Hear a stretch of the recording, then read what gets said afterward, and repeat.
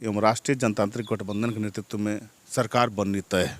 इसलिए बननी तय है कि बिहार को जब महाजंगल राज से बचाना था और हमारी कम सीटें थी तो हमने नीतीश कुमार जी को अपना नेता माना। आज नीतीश कुमार कहाँ हैं? जिस महाजंगल राज को बचाने के लिए नीतीश कुमार नेतृत्व कर रहे थे राष्ट्रीय जनतांत्रिक कांग्रेस जो है कि मुसलमानों को डरा करके उनको मतलब अपने तरफ रखती थी, आज हिंदू को डरा करके जो है कि नरेंद्र मोदी जी या फिर भाजपा रखती है।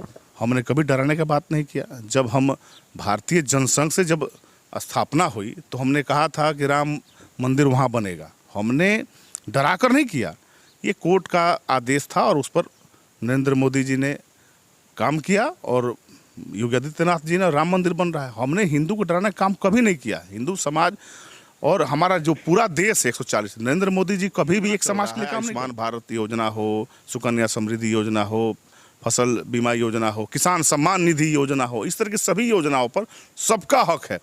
और रही बात इंडिया गठबंधन की, जो बोल रहे हैं कि डरा कर, पहले तो ये तय करें 1 दर्जन प्रधानमंत्री को दावेदार हैं, आखिर कौन चेहरा होगा? राहुल गांधी अलग रो रहे हैं, नीतीश कुमार जी अलग रो रहे हैं, ये अखिलेश यादव अलग रो रहे हैं। पहले तो ये तय करें हमारा दूल्हा होगा, चेहरा होगा नरेंद्र मोदी जी होंगे, क्योंकि यहाँ पर सब जगह नरेंद्र मोदी चुनाव लड़ रहे हैं और हम लोग उनके सिपाही हैं। भारतीय जनता पार्टी का संसदीय बोर्ड अगर तय कर देगा कि भारतीय जनता पार्टी का एक भी कार्यकर्ता उसके पीछे लग जाएगा और जिसको टिकट मिलेगा उसके पीछे हम खड़े रहेंगे और चुनाव जिताएंगे। और 24 में डॉक्टर एसडी प्रसाद, होम्योपैथिक द्वारा 40 सालों से असाध्य रोगों का सफल इलाज का अनुभव, कैंसर, लिवर, सिरोसिस, पैरालिसिस आदि समस्याओं के लिए आज ही मिले डॉक्टर एसडी प्रसाद, पतिभरा आरजीडी मेमोरियल हॉस्पिटल, खुरमाबाद, ग्रामीण बैंक तक। देश में हुए 4 राज्यों के चुनाव अगर देखा जाए तो भारतीय जनता पार्टी के लिए काफ़ी अहम था। हालांकि इससे पहले अगर देखा जाए, चुनाव से पहले जब वोटिंग नहीं हुआ था तो उस वक्त अगर देखा जाए तो देश के प्रधानमंत्री का शाख जो है कि दांव पे लगा हुआ था। लोग ये बात को कह रहे थे कि अगर ये चुनाव अगर भाजपा हारती है तो इसका असर 2024 पे पड़ेगा। लेकिन जिस तरीके से और जितना अप्रत्याशित जीत इस बार भारतीय जनता पार्टी को मिला है, खास करके छत्तीसगढ़, मध्य प्रदेश और राजस्थान में, ये वाकई में अगर देखा जाए तो इसको एक तरह से संजीवनी की तरह ये काम करेगा। लेकिन सवाल यहाँ ये आता है कि इसका बिहार में कितना असर होगा और 2024 में कितना इसका असर होगा। हमारे साथ आज राहुल तिवारी हैं, चूँकि सिवान जिला के उपाध्यक्ष हैं और अपनी बातों को ये काफ़ी बेबाकी से रखते हैं। मैं इनसे जानने की कोशिश करता हूँ। बहुत स्वागत है आपका। आपको भी धन्यवाद है और आपको, आपके चैनल को देखने वाले सबका आभार व्यक्त करता हूँ। राहुल जी, सबसे पहले तो मेरा सवाल ये रहेगा, सवाल क्या, पहले तो मैं आप लोगों को बधाई देता हूं कि चूंकि 3 राज्यों में आप लोगों ने बहुत अप्रत्याशित जीत हासिल की। देखिए, देश की 140 करोड़ जो महान जनता है वो प्रधानमंत्री नरेंद्र मोदी जी के नेतृत्व में विश्वास रखती है और उसी का नतीजा है छत्तीसगढ़, राजस्थान और मध्य प्रदेश और ऐसे अन्य भी जो राज्य हैं। प्रधानमंत्री नरेंद्र मोदी के नेतृत्व में देश को आगे ले जाना चाहती है और जो अमन, चैन पसंद और विकास जो पसंद जनता है, उन्होंने हमें अप्रत्याशित जीत दी है। सभी राज्य जो हैं, छत्तीसगढ़, राजस्थान और मध्य प्रदेश की जनता को आभार व्यक्त करता हूँ। लेकिन एक बात यहाँ सामने आ रही थी, जैसे कांग्रेस के लोग कह रहे थे कि हम लोग जो है कि छत्तीसगढ़ तो जीत रहे हैं और साथ ही साथ मध्य प्रदेश भी जीतेंगे। डर था कि नहीं आप लोग के अंदर में?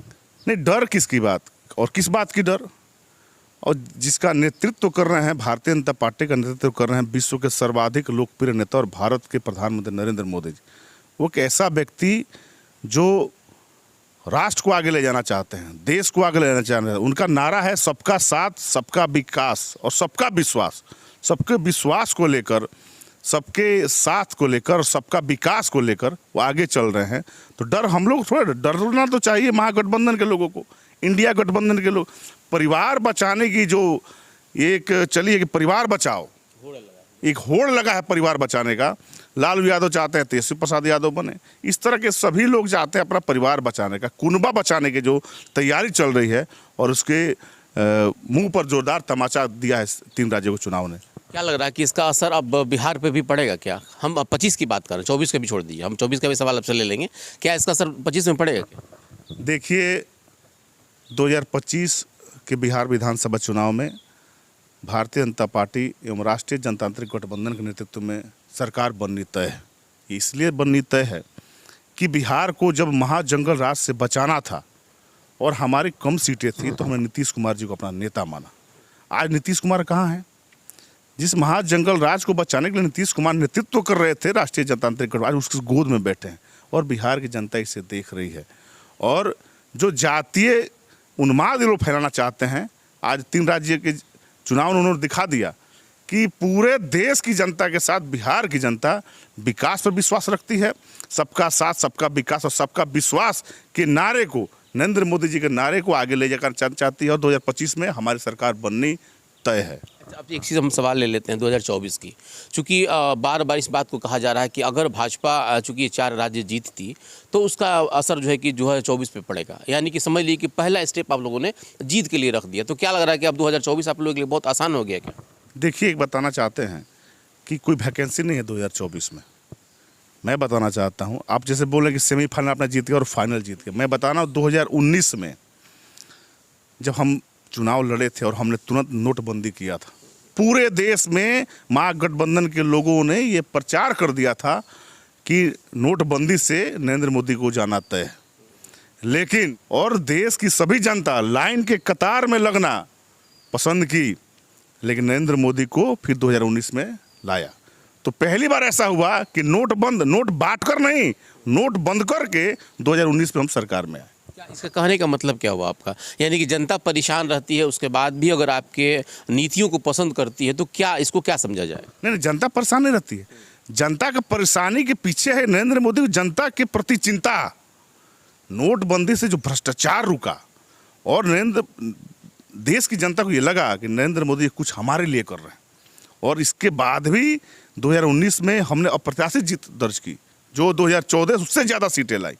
उसके बाद भी हमने 19 में काम किया और 24 में हमारी सरकार आनी तय है। कोई वैकेंसी नहीं है। लेकिन विपक्ष तो कहता है कि पोलराइज करके ही भाजपा जो है कि ये जीत हासिल करती है, लोगों को डरा करके। जैसे कभी कांग्रेस जो है कि मुसलमानों को डरा करके उनको मतलब अपने तरफ रखती थी, आज हिंदू को डरा करके जो है कि नरेंद्र मोदी जी या फिर भाजपा रखती है।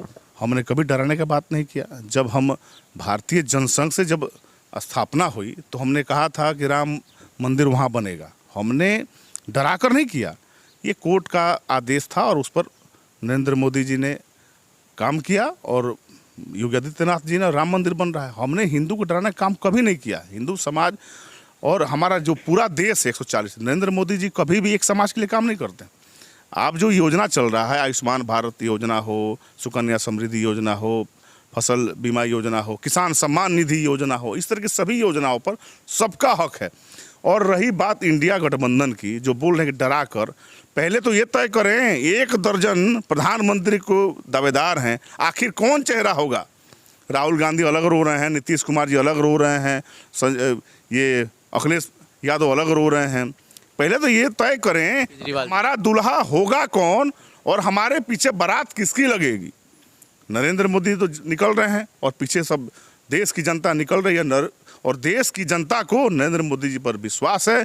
भारतीय जनता पार्टी और राष्ट्रीय जनतांत्रिक गठबंधन के लोगों पर विश्वास है, तभी 3 राज्यों के चुनाव हमने जीता और 19 में नोट बंद करके हम सरकार में आए थे और 2024 में हम देश की जनता के काम को आगे ले जाकर और फिर अपनी सरकार में आए। एक बड़ा ट्रेंडिंग चल रहा था पनौती वाला सिस्टम, आपने देखा होगा सोशल मीडिया पे खूब चल रहा था, लोग पनौती पनौती कह रहे थे।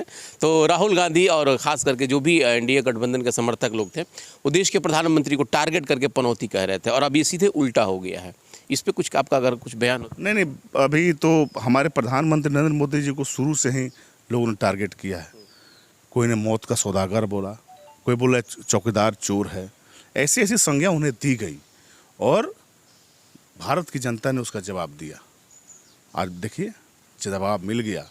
नरेंद्र मोदी जी विश्व के सर्वाधिक लोकप्रिय नेता हैं और भारत के लिए देव समान हैं। भारत के लोग उन्हें देव के समान पूजते हैं। नरेंद्र मोदी जी बलशाली तरीके से भारत को आगे बढ़ाना चाहते हैं और 24 में हमारी सरकार बननी तय है और 25 में बिहार में महागठबंधन का खाता नहीं खुला, इतना विश्वास के साथ कहता हूं। आखिरी सवाल आपसे लेंगे राहुल जी कि सिवान में भारतीय जनता पार्टी का चेहरा कौन होगा? क्या लग रहा है कि सिवान में, चूंकि बहुत सारे लोग चेहरे थे इसमें, आपके अनुसार क्या होगा इस बार?